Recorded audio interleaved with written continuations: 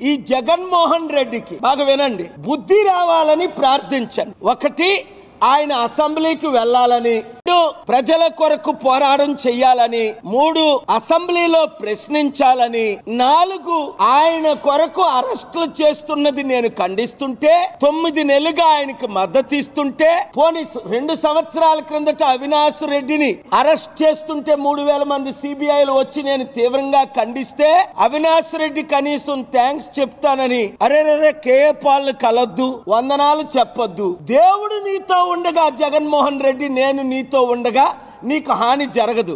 ఇప్పుడు నీకు దేవుడు వద్దా, నేనొద్దా, ప్రజలొద్దా, సత్యం వద్దా? ఎప్పుడు బుద్ధి వస్తుంది?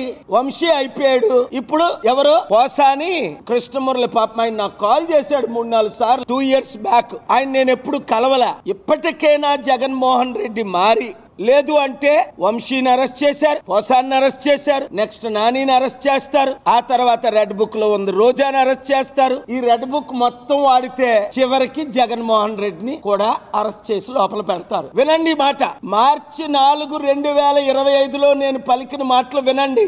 1 by 1 మీరు అరెస్ట్ అయి కథం అయిపోతారా? కొంతమందిని ఎన్కౌంటర్ కూడా చేసి పడేస్తారు. ఇప్పటికే 36 మందిని చంపేశారు. నేనుంటే మీతో దేవుడు ఉన్నట్టే, నేనుంటే మీతో సత్యం ఉన్నట్టే, నేనుంటే మీతో జ్యుడిషియరీ ఉన్నట్టే, నేనుంటే మీ వెంట్రుకు పీకలేరు. ఎందుకంటే నా బుక్ లో న్యాయం కొరకు ప్రార్థన ఉంటది, అన్యాయం కొరకు ప్రార్థన ఉంటది. దేవుడి ప్రార్థన కంటే ఎవడు పవర్ఫుల్ కాదు. అదే నాకున్న ధైర్యం, అదే నాకున్న సత్యం, అదే నాకున్న వెపన్స్. మీ కొరకు పోరాడతా, న్యాయం చేస్తా. రండి, ప్రజాశాంతి పార్టీయే దిక్కని 2 తెలుగు రాష్ట్రాల్లో తేల్చుకోండి. ఇప్పటికైనా అన్ని పార్టీల్ని మీరు చూసేశారు, అన్ని వాగ్దానాలు విన్నారు, అందరూ మిమ్మల్ని ఫెయిల్ చేసేశారు. తెలంగాణలో ఉన్న 60 లక్షలు, ఆంధ్రప్రదేశ్ లో ఉన్న 1 కోటి మంది నిరుద్యోగులు, ఒక్కొక్కరు 100 మందిని చేర్చండి, లేదా దేశం అయిపోయింది. ఇంక అనుమానమా? మళ్ళా లక్షల మంది ప్రాణాల మీదకి వస్తుంది, కోట్ల మందికి తిండి లేకుండా నశించిపోతున్నారు.